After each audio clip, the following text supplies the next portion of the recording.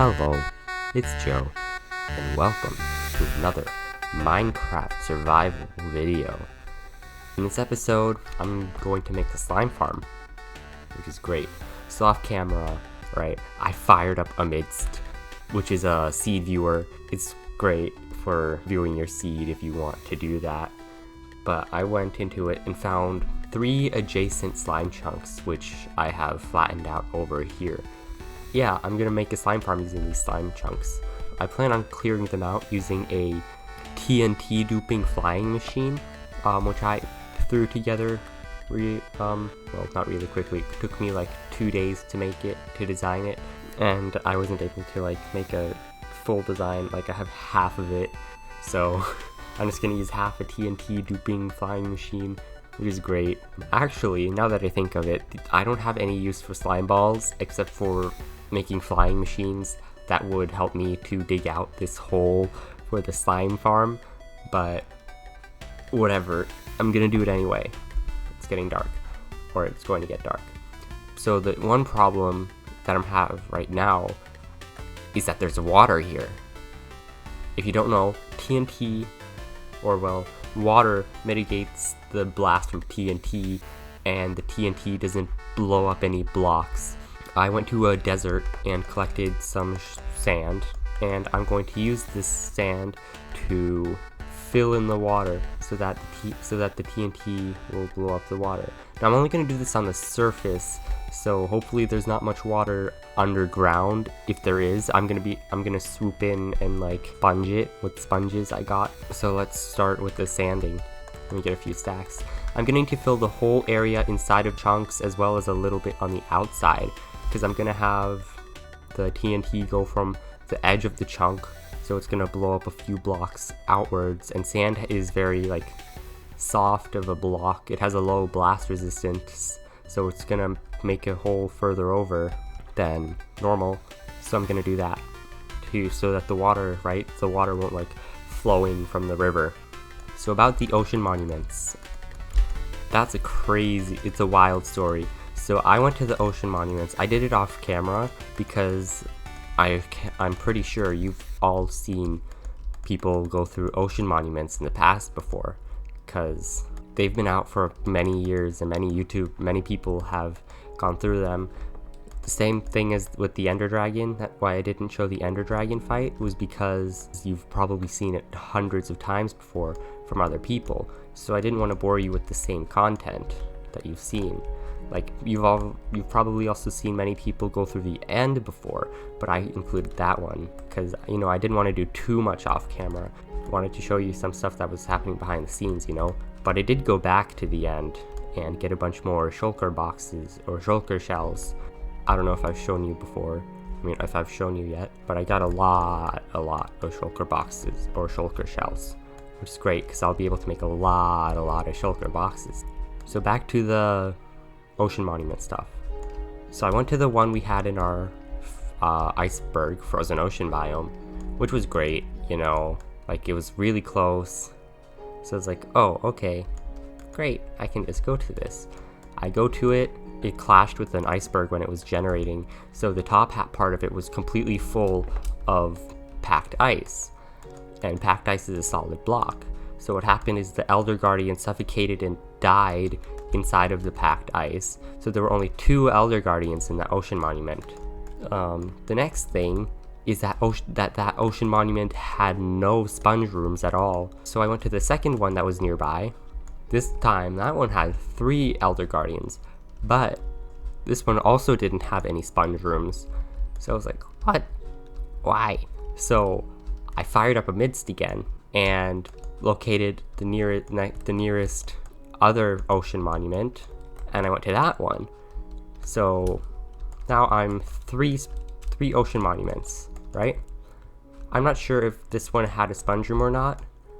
But if this one did, it only had 1 sponge room, which is not enough sponge, right? It only gave me not that much sponge.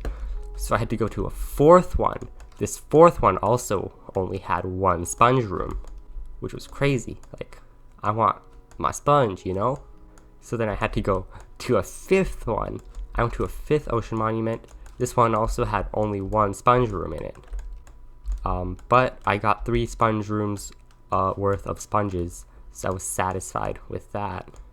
Yeah, so now I have like just under 2 stacks of sponges, which is great, because sponges are very useful for removing water, and I'll probably need to remove water during this thing.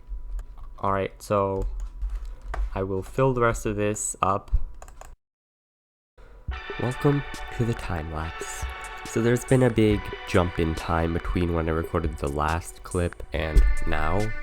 So what happened was I recorded myself building the flying machine, and I created this whole like system that would like shift it over by 1 block whenever I wanted to do it, right? It was crazy. It worked in my testing world, so I was like, great. So I built it in my survival world. I dug the first trench. As you can see, there's like another trench on the far side of the thing. And then when I was ready to shift it over, it didn't work in my survival world. So I went, looked at my testing world, I saw, oh, I built my flying machine going in the opposite direction. So I flip it over to the other side of my hole. I build it there, I run it, get the trench down to bedrock, and then try to shift it over. It still didn't work. So I don't know what happened. So I just threw that away and just decided to shift it over manually.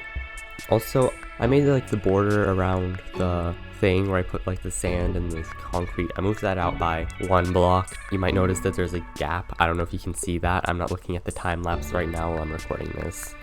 That's all I have to say, so just enjoy the rest of the time lapse.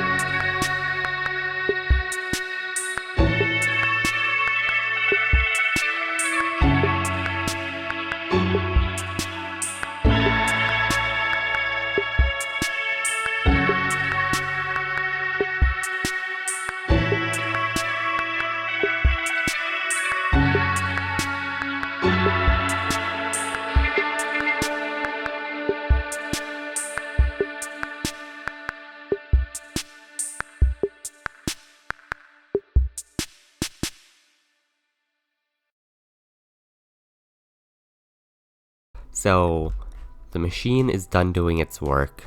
It got down to bedrock, cleared out everything.